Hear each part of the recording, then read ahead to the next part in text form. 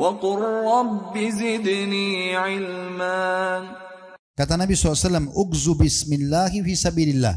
Berperanglah kalian dengan menyebut nama Allah dan di jalan Allah.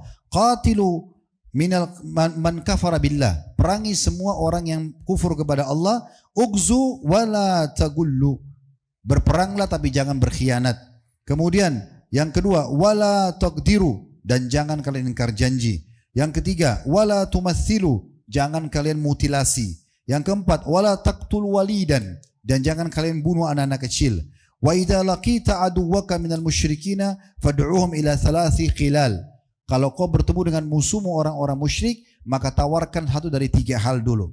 Fa in ajabuka faqbal minhum wa kuffa anhum. Kalau mereka menolak salah satu dari tiga ini, maka tahan tanganmu, jangan perangi mereka. Tsumma du'uhum ila tahawuli min darihim ila daril muhajirin. Kalau mereka terima Islam, maka ajak mereka supaya pindah ke wilayah kaum muslimin. Wa akhbirhum annahum in fa'alu dzalika falahum lil muhajirin wa alaihim ma alaihim. Kalau mereka ikuti itu, maka mereka akan dapat apa yang didapatkan oleh para muhajirin. Ya, di antaranya teman-teman muhajirin itu, kalau misalnya ada peperangan terjadi, mereka tidak ikut. Ya, misalnya mereka tidak ikut, maka kalau pulang pasukan bawa harta rampasan perang, muhajirin bisa mendapatkan bagian daripada harta rampasan perang itu. Wa akhbirhum annahum in fa'alu dzalika fa in abau an yatahawwalu minha fa akhbirhum annahum yakununa ka'arabil muslimin. Kalau mereka nolak untuk pindah ke wilayah muslimin, maka katakanlah mereka hukumnya mirip seperti orang-orang Arab Badui di padang pasir dari kalangan muslimin. Yajri alaihim hukmullahi alladhi yajri alal mu'minin. Mengalir pada mereka peraturan-peraturan Allah. Maksudnya tetap harus sholat, yang halal bisa dinikmati, yang haram harus ditinggalkan. Wala yakunu lahum fil ganimah wal fai, tapi mereka tidak bisa dapat harta rampasan perang karena tidak mau hijrah. Fa inhum ajabuka faqbal minhum wa kaf anhum. Kalau mereka wala yakunu lahum ganimah. Baik. Fa in abau fas'alhumul jizyah. Kalau mereka nolak Islam, baru kalian tagih jizyah, upeti. Ini nanti pemerintah Islam sepakat sama pemerintah kafir bayar berapa per kepalanya. Nanti di saat itu akan ada kesepakatan. Fa inhum ajabuka faqbal minhum wa kuf anhum. Kalau mereka terima itu, maka jangan perangi mereka. Fa in abau. Tapi kalau mereka menolak juga, tidak mau masuk Islam, ya, tidak mau bayar jizyah, fasta'in billahi wa qatilhum. Baru kau minta tolong kepada Allah, perangilah mereka. Yang kesembilan, tidak boleh membunuh wanita. Disebutkan dalam hadis riwayat Bukhari Muslim dari hadis Ibnu Umar radhiyallahu anhu, beliau mengatakan ujidatil mar'atu maktula fi ba'di magazi Rasulillah sallallahu alaihi wasallam fanaha Rasulullah sallallahu alaihi wasallam an qatlin nisa'i wasibyan. Ditemukan di beberapa peperangan Nabi SAW ada wanita yang terbunuh dari kalangan musuh. Maka Nabi SAW melarang untuk membunuh wanita dan juga anak kecil. Yang ke-10, menyebarkan keadilan serta menjauhi kerusakan. Jadi tidak boleh misalnya kita masuk ke satu wilayah lalu kita mengingatkan ini kan gereja Nasrani, bakar aja, nggak boleh. Nggak boleh rusak, nggak boleh tebang pohon tanpa sebab, nggak boleh bunuh hewan tanpa sebab, nggak boleh. Nggak boleh buat kerusakan. Nabi SAW melarang semua perbuatan tersebut. Ya, ini unik sekali tentang syarat-syarat dan adab berperang dalam Islam. Ya. Sebenarnya cukup banyak kisah yang berhubungan dengan masalah ini, tapi saya coba angkat sebuah kisah sebagai penutup dalam bab jihad. Kita akan pindah ke dakwah setelah ini, lalu kemudian sabar. Ada satu kisah unik terjadi di masa Umar bin Abdul Aziz rahimahullah. Beliau pernah mengutus satu panglima perang namanya Qatadah. Qatadah ini orangnya sangat mahir. Sampai ahli sejarah Islam mengatakan kalau ada kembarnya Khalid bin Walid, Qatadah. Karena tidak pernah kalah dalam medan perang. Orangnya pemberani gitu kan.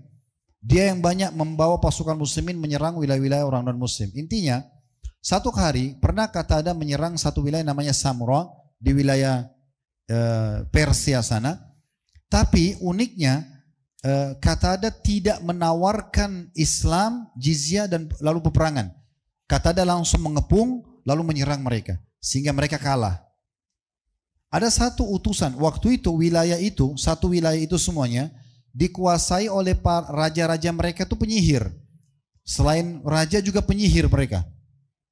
Maka mereka dengar kalau umat Islam ini punya peraturan dalam syariat mereka. Kalau mau memerangi satu wilayah harus tawarkan Islam dulu. Kalau menolak baru kemudian jizyah, kalau menolak baru kemudian diperangi. Tapi ini kan kita diperangi langsung. Lalu mereka cari satu orang di wilayah itu yang bisa bahasa Arab, disuruh datang ke negeri Syam, di Damaskus tepatnya ibu kota dinasti Umayyah pada saat itu, untuk meminta keadilan. Subhanallah, datang orang itu. 2 bulan perjalanan dari Samura ke sana, ketemu sama Umar bin Abdul Aziz. Dan uniknya waktu dia ketemu, dia gak tahu.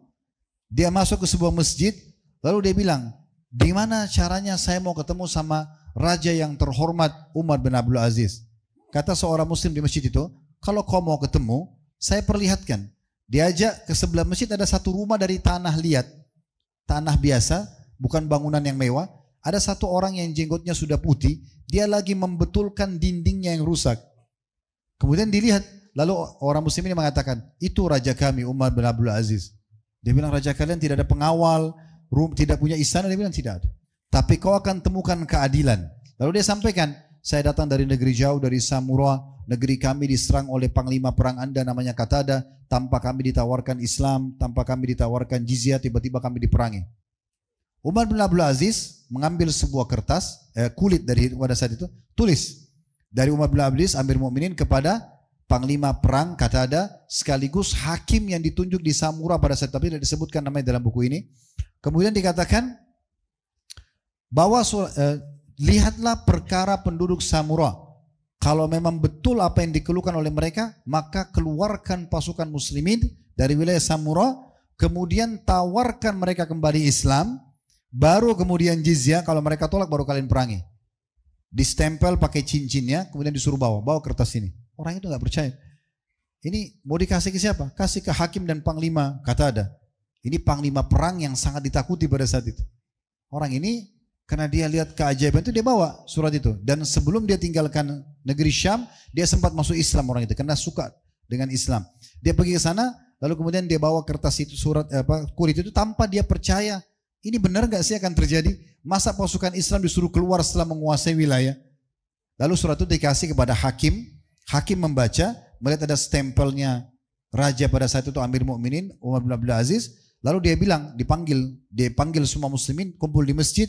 Ada masjid sudah dibangun pada saat itu. Kemudian dipanggillah raja-raja penguasa Samura dari penyihir-penyihir itu, dan Qatada didatangkan. Lalu kemudian mulailah hakim bertanya, wahai Qatada, ada surat datang dari Amir Mukminin menunjukkan informasi bahwasanya Anda menyerang wilayah ini tanpa menawarkan Islam, jizyah, kemudian Anda tiba-tiba perangi. Apa benar? Maka kata mereka, benar. Kata si Qatada, betul. Kenapa Anda lakukan itu? Karena saya melihat Samura ini wilayah terbesar di wilayah ini. Kalau saya taklukkan, semuanya yang lain takluk. Ditanya, kata hakim sebentar, ditanya para penyihir-penyihir, apakah kalian merasa seperti itu? Dia bilang, iya, kami yang mengutus anak muda yang bertemu dengan raja Anda. Dan memang kami nggak ditawarkan Islam, dan ditawarkan jizyah, lalu kami diperangi. Lalu kata hakimnya apa? Disebutkan dalam buku-buku sejarah, hakimnya ini orangnya kecil sekali badannya. Qatada seorang yang sangat kekar. Dia berdiri, hakim lalu mengatakan, saya putuskan semua pasukan muslimin wajib keluar dari wilayah ini. Keluar semua. Laki-laki, perempuan, semua pasukan keluar. Berada di perbatasan, tawarkan dulu mereka Islam. Setelah itu kalau mereka tolak jizyah, setelah itu baru kita perangi. Waktu diputuskan itu, raja-raja yang penyihir ini tidak percaya. Benar gak ini? Pasukan sudah berkuasa, terus tiba-tiba mau keluar, ini gak mungkin. Tapi mereka heran mendengar suara unta, suara domba, semua pasukan Islam akan keluar. Maka para penyihir-penyihir itu datang mengatakan pada hakim, apa benar kalian akan keluar? Iya, ini peraturan agama kami. Maka pada saat itu semuanya masuk Islam.